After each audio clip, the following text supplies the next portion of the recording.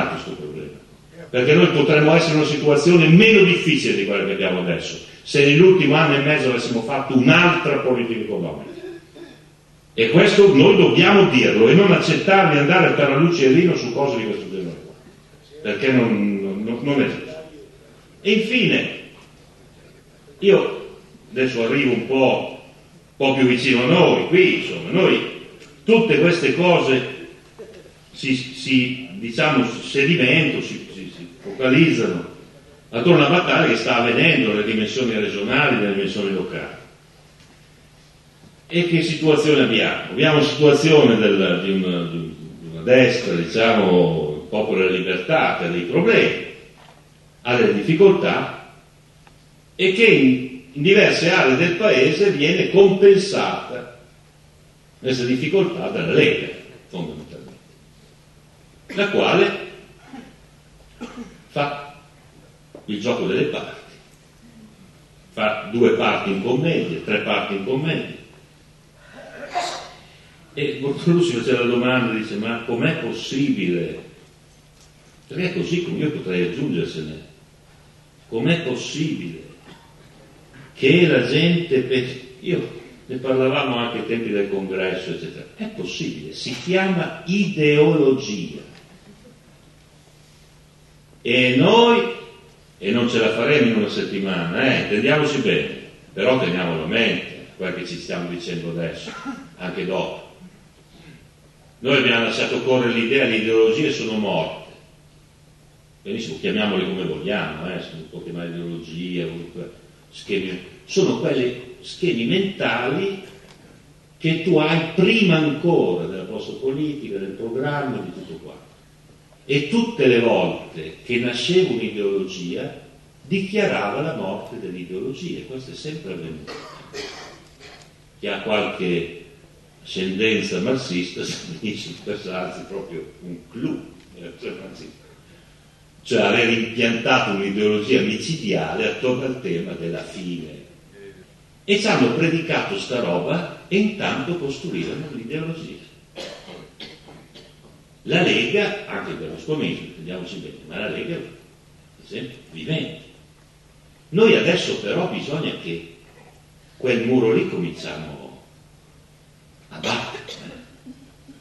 Intanto ci vorrà tempo, per l'amor di Dio. Però guardate che nella prospettiva, io la vedo così, tocca a noi, tocca a noi fare una proposta nazionale che abbia una linea autonomistica, seria, vera, efficace. Tocca a noi essere alternativi a questo mondo. E credo che quindi noi dovremmo fare una riflessione anche più profonda, che possiamo già gestirci un po' questa campagna elettorale. Ve l'ho già fatto qui e forse altre volte. Cioè, le nostre culture hanno le radici più nobili dell'autonomismo.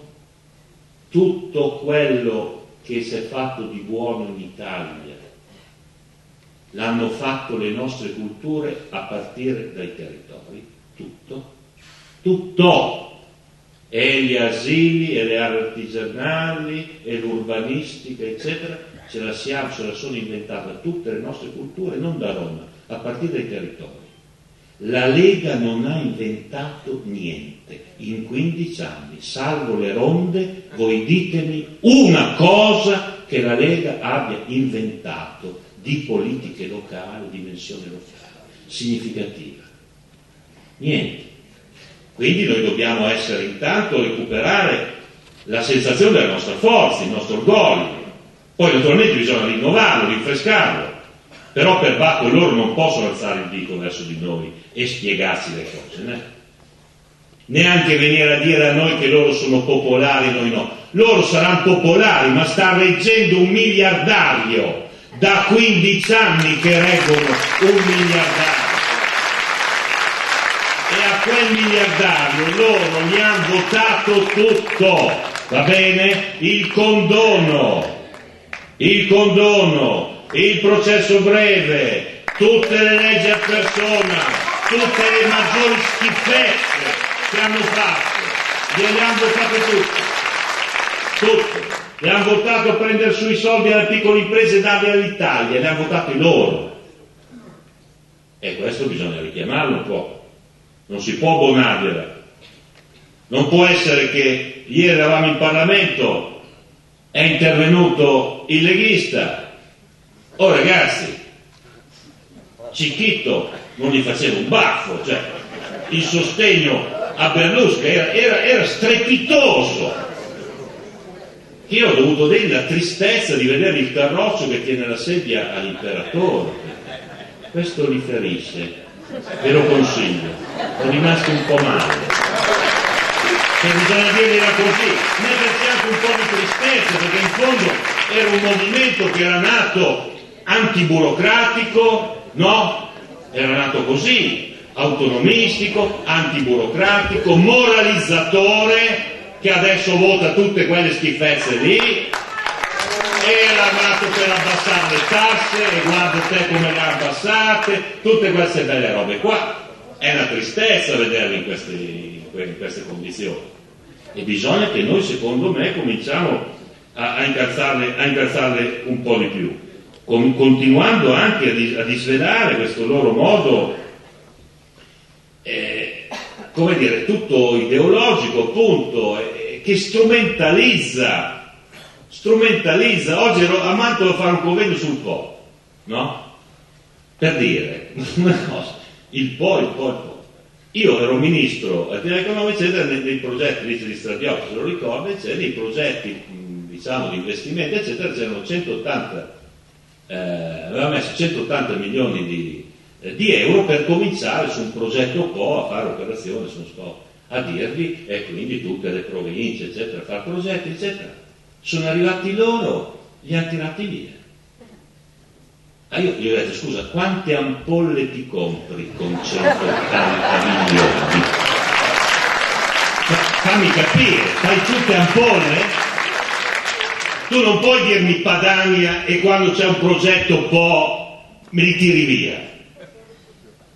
Per finanziare un po' il comune di Catania e quello di Palermo, eccetera, un po' là i traghetti là, cioè le cose là nelle chiese, il lago di Como, insomma, e me li porti via. Non credo che noi possiamo più consentire una roba del genere. Poi, vedete, detto tutto questo, torno al punto, noi dobbiamo sviluppare positivamente, non voglio chiamarli ideologie, ma un nostro sistema riconoscibile di valore. Questo è. Perché finché non c'è quella, poi alla fine. Cioè deve apparire chiaro, per esempio, idea di regione, no? Io sentivo segnalare Bortolussi come governatore. Io non sono per la regione dei governatori, io sono per la regione dei presidenti. Perché qui stiamo andando in un film, diciamo, che contiene un inganno.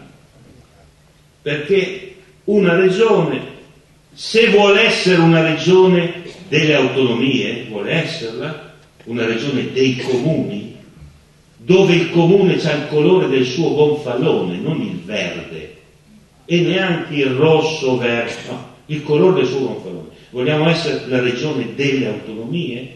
Vogliamo essere la regione della sussidiarietà, cioè del confronto con i soggetti sociali? Vogliamo essere la regione che cerca un rapporto paritario con i soggetti, naturalmente la sua responsabilità istituzionale, ma non con il tratto del comando o del messaggio populista? Se vogliamo essere questo, chiamiamoli presidenti. Vedete a me? Chiamiamoli presidenti, perché su quell'altra linea vincono sempre loro. Può essere in rimonte difficile la nostra, ma a un certo punto dobbiamo avere una nostra idea. Allora, per esempio, una regione, che cos'è? È un popolo? No, la regione ha una missione funzionale. Deve essere la porta che si apre per le autonomie. Deve organizzare i sistemi a rete, deve portare il locale al generale. È una funzione di supporto, una funzione di servizio, una funzione di organizzazione delle reti.